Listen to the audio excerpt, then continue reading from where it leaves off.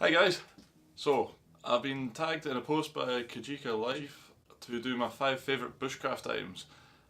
I really struggle with this because I got way more than 5 favourite items, and depending on which forest I'm going to or where I'm going, I change those items. So there's not really any set 5 things that I always take. But saying that, these things most of the time they come with me. And I've tried to pick things that are a little bit different. They might not be my genuine 5 favourite items, but they are up there and they're just a little bit different. I just didn't want to do a video about axe, saw, pot, knife, that sort of thing, because I feel like there's a lot of that already. So saying that, I have got my knife in here, but everything else is a little bit different, and hope you enjoy. So first up, I'll get my knife out of the way. I made my sheath by myself. It's probably not perfect, but I really like it, and it's really thick leather, so I think I'll probably have that forever. The knife itself is a stainless steel Kerso blade. It's 110mm and it's got a Scandi grind. It's got a bolster made out of an old coin. Just went to like a coin collector shop, and I found that's really cool because it never rusts and it's nice and thick. So this thing got purple heart, ebony, spalted birch, more ebony, purple heart, ebony, and then it's got U at the back. But I'm actually thinking about changing the handle because it's recently developed a little gap here. I think it's because the spalted birch was possibly a bit wet when I put it on, so now that it's dried, it's just separated a bit there. So I'm thinking I'll strip that off, put a new handle on it. But yeah, that's my bushcraft knife and sheath. So next up on the list is a jam jar. Now, I don't know if this really counts as a bushcraft item, but I always take it out with me because I like listening to music. So just got a little audio jack thing and a little microphone, or speaker, sorry, not microphone. And the cool thing about this is that it comes in a little cup. So I've always got a backup cup. Like sometimes I forget a cup. Sometimes it ends up dirty. I can't be bothered washing it or something like that for whatever reason. Usually because I got a terrible hangover. And having a spare cup is really cool. So I like that little setup. It's got a little lid. So that's my second item. Third item is just a pair of leather gloves. Really simple, but you try taking anything hot off the fire without a pair of leather gloves and it's rubbish. So you end up having to like mess about with sticks and things like that. So I find these are really handy if I'm doing anything where my hands are going to get cold or hot. They're great. Also if I'm carving, sometimes I use them. But yeah, really handy. Always keep your hands warm. Third thing, or wait, no, fourth thing, is this little pouch. Now, I don't know, I might get hated for this because it's got other things in it, which technically counts as more items, but I love taking this with me. I just think it looks really nice and old, and I got it at the Bushcraft show in 2015, I think it was, 2016 maybe. But yeah, so it's really cool. I've just got the one half completely jam-packed full of birch bark. So that's usually where I go to for my fire source. It's all nicely dried out and it just works amazing. One spark and away it goes. So I've used birch bark for years and it's just, I find it's the best to carry. Like fat pine, I'm messing about with fat pine at the moment and I'm finding it's just a bit more awkward and I don't think you get quite as hot a flame. So I'll probably go back to the birch bark. I'm also thinking about messing about with cotton balls and stuff like that. I've never really bothered with that because, well, I felt like you can't get it out in the woods, so it's nice to pick things that you can resource out in the woods. If you do run out, you can just go get some more. And where I live, there's always birch trees everywhere, so that's cool. The other pouch is something I've recently done. I don't know if you see my video where I jumped into the river and tried to make a fire with a flint rod.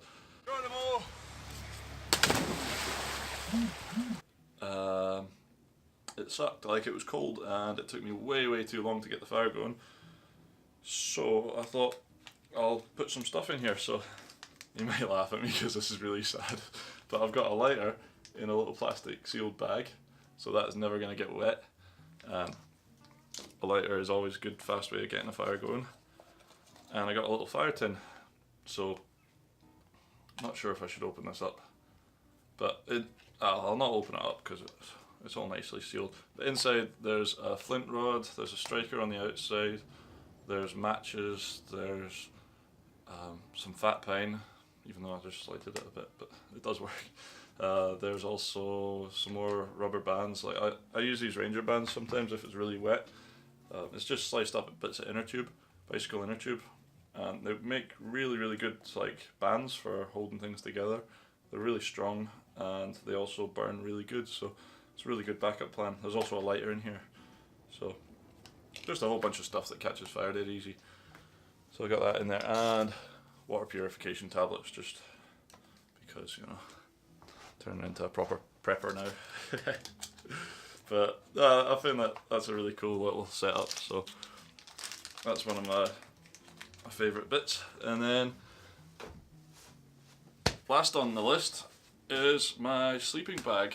Now, I think if you're going out for an overnighter in the woods, a sleeping bag is possibly your best friend, because you can build a big shelter and you can have a big fire all night long, and it's nice, but it's hard work. It'll get you really tired. If you've got a nice, good, warm sleeping bag, it's great. And this isn't the warmest sleeping bag. My other sleeping bag is actually warmer, but this is my favourite sleeping bag just because of its features. It's designed for hammock camping, which is what I do a lot of the time.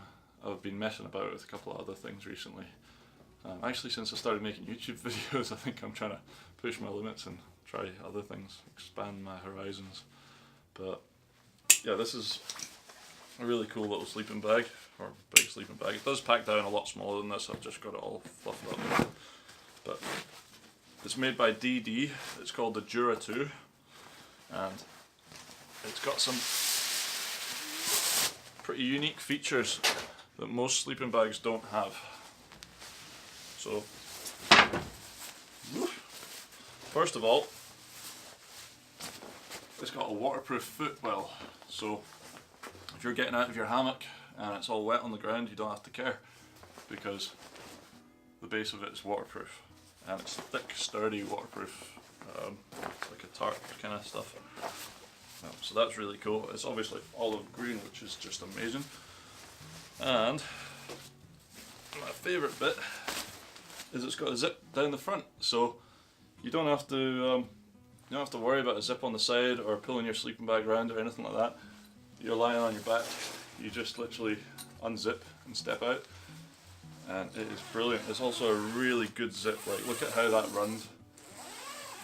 It's a nice big chunky zip. It's probably 3 times bigger than most zips on sleeping bags, and it feels like it's never going to break.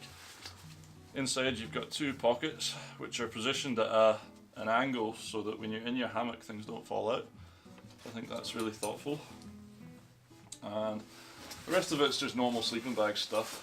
You know, it's got an inner drawstring thing and a hood, but I just think it's really great. It's not ideal if the temperatures get below sort of 0, minus, right, I think the lowest I went was -7. And I was cold. It was a struggle, but it's not rated for that, so that's yeah, that's kind of taking it beyond its limits. So I wouldn't expect it to do well there. But see, for springtime, summertime, that's going to do me great, and I just think it's got really cool features. So those are my 5 favourite items, and I hope you found that a little bit different, a little bit helpful. So got a couple of tags for other people. I don't know if you want to do them or not. Riverbend Longbows Outdoors, go check him out. He's got a really cool channel. He does some nifty trick shots and things like that, also some bushcraft stuff. So yeah, he recently laughed at me for drinking Bud Light. So there you go, you can make a video now. And Kirk North of 51, you're tagged as well. He goes out and he's building a shelter just now, and it's pretty cool. It's getting there, and he's just, you know, he's really organised camp. He's got a massive pile of firewood, I'm jealous of that. You can come around and make me a big pile of firewood anytime you want, man. But yeah, he's got a pretty cool channel, so you're tagged. See what you come up with. And Sebastian Tegan, you're tagged. This guy, he's a bit different, you know. Like, if you want something that's not your normal bushcraft video, then that's definitely him. Like, you won't have seen a video like his before. So he does some cool shelter building stuff, and just really creative filming. It's just funny. So I really like his channel. Go check him out. Give him a subscribe. And if you want to be tagged and I haven't mentioned you, then you are tagged, because the whole idea is to just have fun with this. So, you know, show us your kit, and that's me. Hope you enjoyed this one. Don't forget to give a video a thumbs up if you liked it. If you've got any things that I should add to my kit, especially the fire tin, things like that, leave it in the comments below, and I'll see you for the next one. Thanks!